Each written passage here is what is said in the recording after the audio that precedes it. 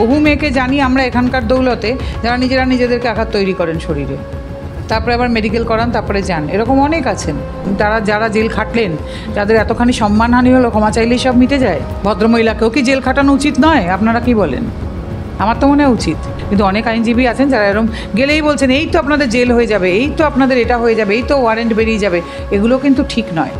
একে অপরের সঙ্গে আবার থাকতে পারতেন, বা হয়তো একটা মানে অ্যামিকেবল সিচুয়েশন যেটাকে বলেন না, বা ডিসিশনে আসা যেত। ওনারা সেটা করেন না, ওনারা আরও উস্কে দেন যাতে দুপক্ষ থেকে ওনারা টাকা পয়সাটা নিতে পারেন। আমার ওপর অনেকেই রেগে যাবেন বললে, কিন্তু আমি প্রত্যেক দিন এখানে বসে এটা দেখছি বলেই বলছি।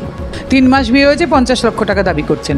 গতকাল এরকম দেখেছি একটি মামলায় 18 মাস বিয়েতে 18 কোটি টাকা দাবি করেছেন, BMW গাড়ি চাইছেন। সেখানে উনি যথাযোগ্য জবাবও পেয়েছেন, সেটাও একটি আশার মানে আলো আমাদের কাছে। তবে যারা এটা করছেন তাদের এটা বোঝা উচিত যে তারা এটা করে, আবার বলছি, মেয়েদেরকেই কিন্তু ভীষণ একটা খারাপ দিকে ঠেলে দিচ্ছেন। এবং এরকমও তো বলতে শুনেছি বিচারপতিদের, ওরকম একটা দুটো প্রেম টেম একটা খুব একটা ব্যাপার না, তার জন্য মেনটেনেন্স আটকে থাকে না, তার জন্য সেটা মেনটেনেন্স আটকাবার কারণ হতে পারে না। এরকম একটা দুটো প্রেম চলতেই পারে, খুচরো প্রেম আর কি, চলতেই পারে। মানে মহিলা বলে 7 খুন মাপ সব সময়। আমার স্ত্রী আমার নামে ইন্টারিম মেনটেনেন্সের মামলা করে, মাসে 30,000 টাকা টিল এন্ড অফ জাস্টিস।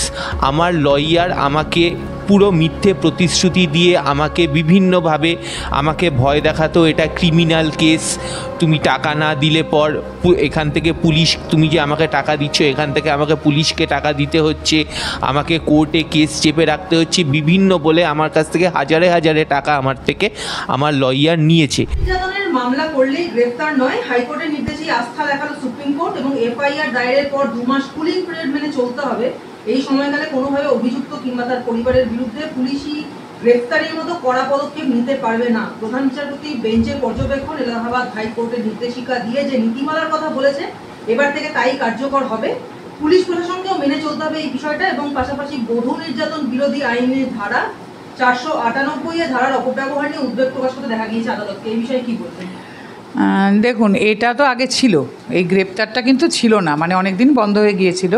কিন্তু মুশকিলটা হচ্ছে যে হচ্ছে কিছু পুলিশ প্রশাসন আছেন যারা তো ভয় দেখাতে মানুষকে ভালোবাসেন, তার থেকেও বড় কথা আমাদের অজ্ঞ জনগণ যারা কিছুই জানেন না, সাধারণ মধ্যবিত্ত উচ্চ মধ্যবিত্ত পরিবার, তারা ছেলেদেরকে পড়াশোনা শেখান বটে, কিন্তু তারা তো এমনি কিছুই জানেন না তার বাইরে, যে এই গ্রেপ্তারিটা বন্ধ হয়েছে অনেক দিন।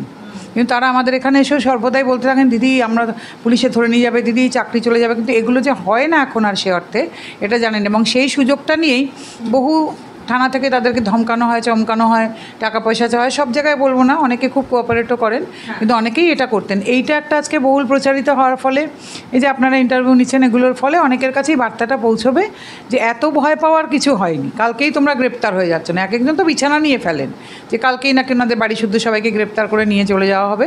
তো এটা যে হবে না, এটা অন্তত এর মাধ্যমে একটা বার্তা গেল, অবশ্যই সদর্থক বার্তা। আর তাহলে কি 2 মাসের জন্য অভিযুক্তকে একেবারে আদালত ছাড় দিয়ে দিচ্ছে? মানে এটা কি ঠিক না ভুল, আপনার কি? না দেখুন, এটা ঠিক না ভুল জানি না, তবে বহু মানুষই তো আমাদের কাছে আসছেন যারা কিছুই করেননি, কিন্তু যাদের এগুলো অপব্যবহার, দেখুন সেই মেয়েরা কিন্তু আবার বুঝলেন না, তাদের একটা বড় সংখ্যক মানুষের অপব্যবহারের জন্যে আবার অনেক মেয়ে যারা সত্যি সত্যি অত্যাচারিত, তাদের ক্ষেত্রে কিন্তু এটা খানিকটা আবার এমন হয়ে দাঁড়ালো যে যারা সত্যি অত্যাচারটা করেন তারা খানিকটা সুবিধে পাবেন, যেটা সবার ক্ষেত্রেই হয়েছে। যে বহু মেয়ে অপব্যবহার কেন করছেন? কারণ তাদের জন্য আইনটা এসেছে বলে, তো তাহলে আজকে সেক্ষেত্রেও এটাই হবে। তাহলে বলতে চাইছেন যে ভালো করতে গিয়ে অনেক ক্ষেত্রে মন্দ হয়ে যেতে পারে। যেমন উল্টোটা হয়েছে, মেয়েদের ভালো করতে গিয়ে বহু পুরুষ এবং তাদের পরিবারের জন্য মন্দ হয়ে দাঁড়িয়েছে। কিন্তু কোন মামলাকে স্থানান্তরিত করা হবে সেই নিয়ে শর্ত দিয়েছে আদালত, এবং বিচারপতিদের পর্যবেক্ষণ শুধুমাত্র সেই মামলাগুলোকেই স্থানান্তর করা হবে যেগুলোতে অভিযোগকারীর শরীরের কোনো আঘাতের চিহ্ন নেই ও যার সর্বোচ্চ সাজা 10 বছরের কম। হ্যাঁ, না দেখুন, শরীরে আঘাতের চিহ্ন এটা আবার না খুব একটা সাংঘাতিক ব্যাপার, কারণ বহু মেয়েকে জানি আমরা এখানকার দৌলতে যারা নিজেরা নিজেদেরকে আঘাত তৈরি করেন শরীরে, তারপরে আবার মেডিকেল করান, তারপরে যান, এরকম অনেক আছেন। তো সেই ক্ষেত্রেও মানে কী বলুন তো, এই পুরো বিচার ব্যবস্থাটা এটা বিরাট গণ্ডগোলের। তো সেরকম নানান রকম বিষয় আছে। আবার অনেক মেয়ে তো সত্যিই আছেন যারা অত্যাচারিত, তারা বিচার পাচ্ছেন না, দরজায় দরজায় ঘুরছেন। এই সব কিছু মিলিয়েই একটা ভীষণ গণ্ডগোলের অবস্থা। তবে দেখতে হবে এটাকে, মানে হলে হয়তো অনেক পরিবার এখন খানিকটা রিলিফ পাবেন যে চলো আমাদের হলেই সঙ্গে সঙ্গে নেওয়া হবে না জেলে। কিন্তু জেলে না নেওয়ার ব্যাপারটা অনেক দিন ধরেই ছিল, এমন নয় যে আজকে নতুন হলো। একটা বিষয় উল্লেখ্য যে এই মামলার ভিত্তিতে মানে এই বিষয়টার উপরে আস্থা প্রকাশ করেছে শীর্ষ আদালত, এবং তাদের দেখা গিয়েছে যে আক্রোশ মেটাতে করা বধূ নির্যাতন বিরোধী মামলার দ্বারা এক মহিলা ও তার স্বামী ও শ্বশুরকে প্রায় 100 দিনের অধিক জেলবন্দি অবস্থায় মানে থাকার ব্যবস্থা করে দিয়েছেন, এবং মঙ্গলবার শীর্ষ আদালত ওই অভিযুক্তের বিরুদ্ধে হওয়া মামলা খারিজ করে দিয়েছে এবং বিবাহ বিচ্ছেদের নির্দেশ দেওয়া হয়েছে। না, অবশ্যই সেটা করা উচিত। এবং একজন, এটা কি সেই মামলাটার কথাই আপনি বলছেন যাকে ক্ষমা চাইতে বলা হয়েছে ভদ্রমহিলা? কিন্তু ক্ষমা চাওয়াটাই এটার একমাত্র মানে সমাধান, যে ভদ্রলোক যারা জেল খাটলেন, যাদের এতখানি সম্মানহানি হলো, ক্ষমা চাইলেই সব মিটে যায়? যদিও আমি বলবো এটা ঠিক আছে, এইটুকু শুরু হয়েছে, এটাও ভালো, কিন্তু ক্ষমা চাইলেই কিন্তু সব মেটে না। তাদের এই অসম্মান, তাদের এই জেল খাটায় ক্ষমা চাওয়ার বিনিময়ে ফেরত আসে না বোধহয়। ভদ্রমহিলাকেও কি জেল খাটানো উচিত নয়? আপনারা কি বলেন? আমার তো মনে হয় উচিত। আর অনেক সময় দেখা যাচ্ছে যে মুহূর্তের একটা রাগ বা একটা অভিমানের বশে এরকম মামলা রুজু করা হচ্ছে, বা কোনো রকম মানে খারাপ চিন্তা ভাবনা থেকে আসছে এবং সঙ্গে সঙ্গে তারা একটা ঝট করে মামলা রুজু করে দিচ্ছেন, এবং মামলাকারীদের এই বিষয়ে আইনজীবীরাই কিন্তু উৎসাহ দিয়ে যাচ্ছে, কিন্তু প্রকৃত যেটা সমস্যা সেদিকে নজর দেওয়া হচ্ছে। আইনজীবীদের এটা বুঝতে হবে তো, যেটা করে খুব বেশি দিন চলবে না। এই যে আইনজীবীরা ভুলভাল বোঝাচ্ছেন, যে মানে মেয়ে পক্ষের আইনজীবীরা তাদের বোঝাচ্ছেন, ছেলে পক্ষের আইনজীবীরাও মানে ভয় দেখিয়ে ভাবছেন খানিকটা টাকা যদি নিয়ে নেওয়া যায়, এভাবে কিন্তু চলতে পারে না। বহু ভালো আইনজীবীও আছেন কিন্তু যারা কাজ করার চেষ্টা করছেন, কিন্তু অনেক আইনজীবী আছেন যারা এরকম গেলেই বলছেন এই তো আপনাদের জেল হয়ে যাবে, এই তো আপনাদের এটা হয়ে যাবে, এই তো ওয়ারেন্ট বেরিয়ে যাবে। এগুলো কিন্তু ঠিক নয়। আপনারা যেগুলো করছেন এগুলো কিন্তু, আপনারা বোধহয় যখন ল পড়ে এসেছিলেন উকিল হওয়ার জন্যে, মানে নিয়েছিলেন শপথ, তখন কি এগুলো শিখেছিলেন? আমার মনে হয় এগুলো ঠিক না।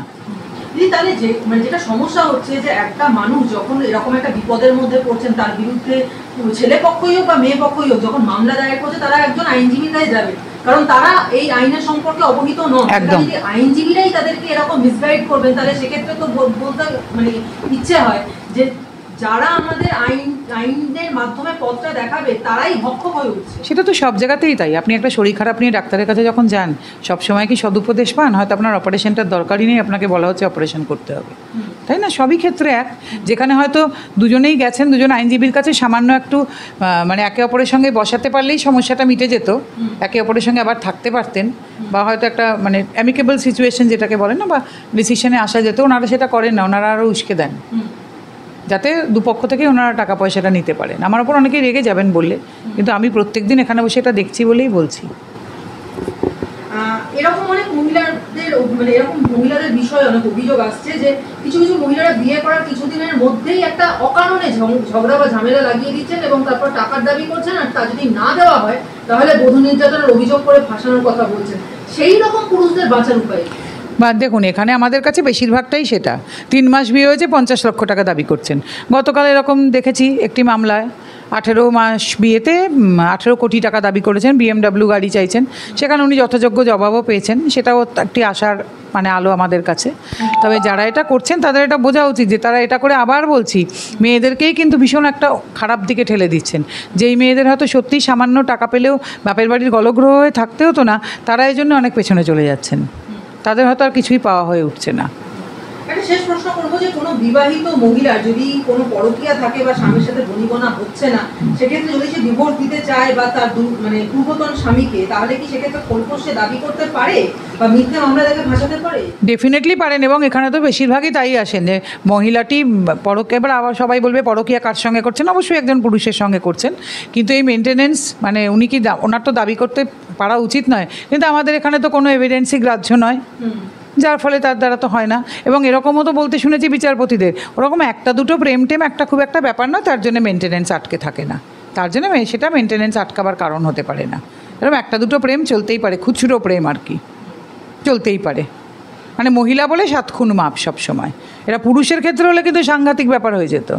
আপনি আজকে যে এখানে এসেছেন নন্দিনীদির কাছে, আপনার মানে আপনারা নিশ্চয়ই জানেন যে পুরুষদের অধিকার রক্ষার জন্য এই জায়গাটা নন্দিনীদি তৈরি করেছেন, যেটা খুব মানে ইউনিক একটা বিষয়, কারণ পুরুষদের জন্য ভাবার লোক খুব কম। সেখানে দাঁড়িয়ে দিদি এই বিষয়টা নিয়ে কাজ করেন।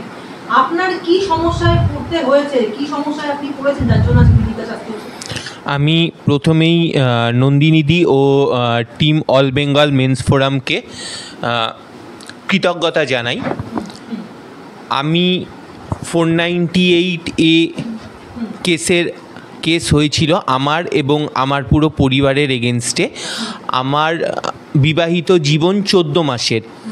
14 মাসে বিভিন্ন রকম অশান্তি, বিভিন্ন রকম দাবি দাবা, আমার বাবার পেনশনের সমস্ত টাকা আমার স্ত্রীর হাতে তুলে দিতে হবে, আমার নিজস্ব যা টাকা পয়সা সমস্ত কিছু স্ত্রীর নামে তুলে দিতে হবে, এই নিয়ে ঝগড়া অশান্তি।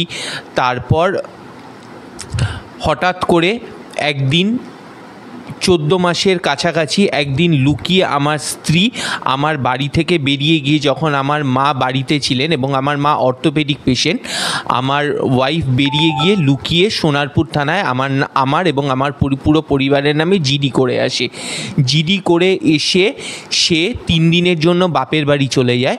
বাপের বাড়ি থেকে ফিরে আসার পর একদিনের মাথায় আমার সাথে তুমুল অশান্তি করে আমার বাড়ি থেকে ছেড়ে সে তার বাবা মা এবং তার দাদা এসে তাকে নিয়ে চলে যায়।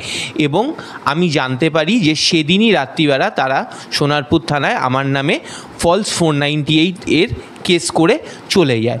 এবার 498 এ কেস করার পর আমাকে 2 দিনের মাথায় থানা থেকে ডেকে পাঠানো হয়। এবং তবে আমি বলবো যে থানা আমাকে কোনো রকম অ্যারেস্টের কথা, কোনো রকম কোনো কিছু কথা বলেনি। তবে যে ইনভেস্টিগেশন অফিসার ছিল সে আমার কাছ থেকে কিছু টাকা পয়সা নিয়েছিল। নেওয়ার পর আমি তার কিছু দিনের মাথায় আমি বেল পাই এবং সেটি আমার স্ত্রী হয়তো কোনোভাবে জানতে পেরেছিল আর যে আমি অ্যারেস্ট হইনি। তাই সেই রাগের মাথায় তার 1.5 মাসের মাথায় হাইকোর্টে আমার নামে আমার এবং আমার মায়ের নামে এবং পুলিশের নামে 226 সেকশন 226 মামলা করে। সেই মামলাও ওঠে না। আজ 1.5 বছর ধরে সেই মামলা স্থগিত। তারপর আজ 1 বছর 2 মাস চলে যাওয়ার 1 বছর 2 মাস বাদে আমার স্ত্রী আমার নামে ইন্টারিম মেনটেনেন্সের মামলা করে মাসে 30,000 টাকা। মাসে 30,000 টাকা টিল এন্ড অফ জাস্টিস। আমার লয়ার আমাকে পুরো মিথ্যে প্রতিশ্রুতি দিয়ে আমাকে বিভিন্নভাবে আমাকে ভয় দেখাতো, এটা ক্রিমিনাল কেস, তুমি টাকা না দিলে পর এখান থেকে পুলিশ, তুমি যে আমাকে টাকা দিচ্ছ এখান থেকে আমাকে পুলিশকে টাকা দিতে হচ্ছে, আমাকে কোর্টে কেস চেপে রাখতে হচ্ছে, বিভিন্ন বলে আমার কাছ থেকে হাজারে টাকা আমার লয়ার নিয়েছে। তারপর আমি আর না পেরে আমি অল বেঙ্গলস মেন ফোরাম এবং দিদির কাছে এসছি এবং দিদি আমার কেসটা নিয়েছে। আমি আশাবাদী যে দিদি এবং অল বেঙ্গল মেন্স ফোরাম আমার সাথে থাকবে এবং আমার এই লড়াইয়ে তারা সহযোদ্ধা হিসাবে থাকবে। আমি আপনাকে একটা প্রশ্ন করতে চাই যে যখন আপনি এখানে এসেছিলেন আমি আপনার গল্প শুনছিলাম যে আপনি রীতিমতো ট্রমাটাইজড ছিলেন। হ্যাঁ, তো বিষয়টা হচ্ছে যে সেটা মানসিকভাবে প্রচন্ড আপনার উপরে চাপ ফেলেছিল। প্রচন্ড চাপ ফেলেছিল। তো আপনি নিজেকে কি নির্দোষ বলে মনে করেন? কারণ আপনি কি আদৌ কোনো রকম ভাবে কোনো ঝামেলা, কোনো ঝগড়াঝাটি কিছু কি হয়েছিল যে নাকি সাধারণ সাংসারিক ঝগড়া? আমি তো মনে করি আমি নির্দোষ। এবার যতই হোক ভারতীয় বিচার ব্যবস্থার উপর আমাকে আস্থা রাখতে হবে। আশা করি আমি সঠিক আলো দেখতে পাবো এবং আমি যে নির্দোষ আমি সেটা নিজেকে প্রমাণ করতে পারবো। এই যে একটা সুপ্রিম কোর্ট রায় দিয়েছে এটা কিন্তু যুগান্তকারী রায়। কারণ এতদিন পর্যন্ত যে ভয়টা পুরুষ মানুষকে দেখানো হতো যে 498 কেস করে দেবো সারা জীবন জেলে পচবে, সেখানে দাঁড়িয়ে আজকে সুপ্রিম কোর্ট কিন্তু এই বিষয়টার উপর নজর রেখে যে ধরনের অসৎ মহিলারা যেভাবে পুরুষদেরকে বিভিন্নভাবে ফাঁসিয়ে দিচ্ছেন এবং তাদেরকে পুরুষকে নির্যাতন করছেন এইভাবে মানসিকভাবে, সেখানে দাঁড়িয়ে এই রায়টা কিন্তু যুগান্তকারী রায়। কিছু বলবেন? অত্যন্ত সাধুবাদ জানাই এই রায়কে। আমরা যারা সাফার করছি, আগামী দিনে যারা সাফার করছে তারাও যদি আজকে জিনিসটা নিয়ে পড়াশোনা করে তারাও বুঝতে পারবে যে তাদেরও একটা লড়াই করার জায়গা আস্তে আস্তে তৈরি হচ্ছে আমাদের ভারতবর্ষে। এবং আমি খুবই আশাবাদী যে দিদির লড়াই এবং আমাদের সবার লড়াই মিলিয়ে খুব তাড়াতাড়ি পুরুষ কমিশন আমাদের দেশে চালু হবে। প্রশ্নটা করতে চাই যে আজকে আপনি যখন এই দিদির কাছে এসেছেন যেখানে পুরুষ অধিকার নিয়ে কাজ হয়, তার নিশ্চয়ই আপনি কোনো না কোনো ভাবে নির্যাতিত হয়েছে। তো আপনার কি সমস্যা হয়েছে এবং কবে থেকে হয়েছে? আমার সমস্যা 7 বছরের। আমার যে মেয়েটির সাথে বিয়ে হয়েছিল তিনি কোনো না কোনোভাবে বিয়ের আগে থেকে মানসিক রোগের শিকার ছিলেন এবং বিয়ের পর সেটা আমরা বুঝতে পারি তখন আমাদেরকে ভয় দেখানো হয় যে আমাদের অত্যাচারেই নাকি সে মানসিক বিকারগ্রস্ত হয়ে পড়েছেন। তারপরে বিভিন্ন ধরনের প্রশাসনিক ভয় দেখিয়ে, থানা পুলিশের ভয় দেখিয়ে, বিভিন্ন ধরনের কেস করে আমার ওপর, আমার বাড়ির ওপরে, আমার বাবা মার ওপরে অত্যাচার চলে, বিভিন্ন ধরনের হুমকি চলে, ব্ল্যাকমেলিং চলে। তার ফলে আমি ঘরছাড়া হই এবং আমার জবটাও চলে যায়। এই অবস্থায় আমি এখনও পর্যন্ত ঘরছাড়া। আচ্ছা, আপনি কোথায় চাকরি করতেন? আমি একটা প্রাইভেট কনসার্নে চাকরি করতাম। আচ্ছা, তো আপনার যখন চাকরি চলে যায় বা আপনি যখন ঘরছাড়া হয়ে যান, তখন আপনার স্ত্রী তো আপনার কাছ থেকে কোনো কিছু দাবিও করতে পারবে না। মানে একজন স্ত্রীকে ভরণ পোষণের জন্য তো আপনার চাকরি থাকাটা দরকার। না, সেইটাই লড়াই, সেই লড়াইটাই এখনও পর্যন্ত আমি লড়ে যাচ্ছি এবং সে সব কিছুই আমার থেকে নিয়ে যাচ্ছে। আচ্ছা, তো আপনার কাছে চাকরি নিয়ে আপনার কাছ থেকে কি করে নিচ্ছে? সেটা দেখুন, এটা তো এখন এইভাবে আমি করতে পারবো না, সেটা আমাকে দিতে হচ্ছে। আচ্ছা। আমার তার সব কিছু A to Z আমাকে দিতে হচ্ছে। হ্যাঁ, মানে তাহলে কি তিনি কোনো মামলা করেছেন আপনার বিরুদ্ধে? আমার ওপর তো 498-এ আছে, মেনটেন্যান্স কেস আছে, তারপরে 406 আছে। আচ্ছা, একটা প্রশ্ন করতে চাই যে আপনার স্ত্রী যখন আপনাকে, মানে আপনার সঙ্গে যে এই অশান্তিটা হলো, এটা কি সাধারণ পারিবারিক অশান্তি থেকেই ব্যাপারটা পুরোপুরি শুরু হয়েছিল নাকি? না, আমি বললাম না যে মানসিক রোগের শিকার, এবং তার প্রথম থেকেই মানসিক রোগের শিকার ছিলেন? তিনি প্রথম থেকেই, এবং সেটা আপনাদেরকে জানানো হয়নি? সেটা জানানো হয়নি, এবং পরে আমি সমস্ত রকম ডাক্তারি সার্টিফিকেট বা মেডিকেল থেকে আমি জানতে পারি যে এই রোগটা তার ছিল, যেটা আমাদেরকে লুকিয়ে যাওয়া হয়েছিল, এবং পরে ক্রমাগত আমাদের ওপরেই প্রেশার ক্রিয়েট করা হয় যে আমাদের জন্যই নাকি এই জিনিসটা হয়েছে। কারণ বিয়ের 1.5 মাস পরেই তাকে সাইকিয়াট্রিস্টের কাছে যেতে হয়, সেখানে সমস্ত কিছু কাগজপত্র করার পর তখন বুঝতে পারি যে এই জিনিসটা ছিল। তার মানে আপনাদেরকে বিয়ের আগে যখন এই বিষয়টা লুকানো হয়েছে, তার মানে আপনাদেরকে ঠকানো হয়েছে? ঠকানো হয়েছে। আচ্ছা, তো এই মুহূর্তে আপনারা মানে তাহলে উকিলের সম্বন্ধে কি বলবেন? উকিলরা আপনাদেরকে কি বলেছে যখন আপনারা এই কেসের বিরুদ্ধে লড়তে গেছেন? দেখুন, উকিল তো বরাবরই একটা ভয় দেখায় সব কিছু ক্ষেত্রেই, যে তোমার জেল হয়ে যাবে, তোমার বাবা মা জেল হয়ে যাবে, তোমার বাবা মা সিনিয়র সিটিজেন, এইগুলো তাদের ওপরে একটা মানসিক প্রেশার চলে আসবে, সেসব তো মিসগাইড আছেই। তারপরে এইখানে এসে যে আমি লয়ের সাহায্যটা পেয়েছি বা লয়ারদের সাহায্যটা পেয়েছি, দিদির সাহায্য পেয়েছি, সেখান থেকে এখন আমি অনেকটাই বাইরে। তাহলে কি আপনি কিছু আশার আলো দেখতে পাচ্ছেন এখান থেকে? আমি এখান থেকে অবশ্যই আশার আলো দেখতে পাচ্ছি এবং আশা করছি যে এই লড়াইটা চলবে এবং সব পুরুষ যারা আমার মতো একটা নির্যাতনের অত্যাচারিত, তারাও এর বিচার পাবে।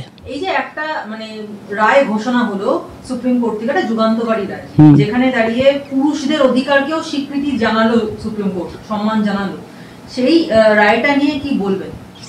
সত্যি এটা যুগান্তকারী রায়, এবং যেসব ছেলেরা আমার মতো এইসব ফলস কেসে ঘুরে বেড়াচ্ছে তাদের জন্য সত্যি তো মানে দেয়ালে পিঠ থেকে যাওয়া থেকে অনেকটা কামব্যাক করার মতো। কিন্তু এবার যদি আমি একটু উল্টো প্রশ্ন করি, ধরুন অনেক মহিলারাও আছেন যারা পুরুষের নির্যাতনের শিকার হন, হয়ে এসছে এবং এটা এখনো চলে, সেই মহিলাদের জন্য তো এটা একটা মানে বিপদের কারণ হয়ে উঠলো না? দেখুন, কিছু মহিলার জন্যেই তো আজকে যেসব মহিলারা মিথ্যা কেসে পুরুষদের পরিবারকে ফাঁসাচ্ছেন, একজন মহিলা হয়ে একজন পুরুষের বাড়িতে তার মা বোনকেও ফাঁসাচ্ছেন, তারই ফল এটা। মানে একজন মহিলার জন্য অন্য মহিলারা বিপদে পড়ছে? হ্যাঁ, কিছু সংখ্যক মহিলার জন্য কিছু সংখ্যক মহিলারা বিপদে পড়ছে।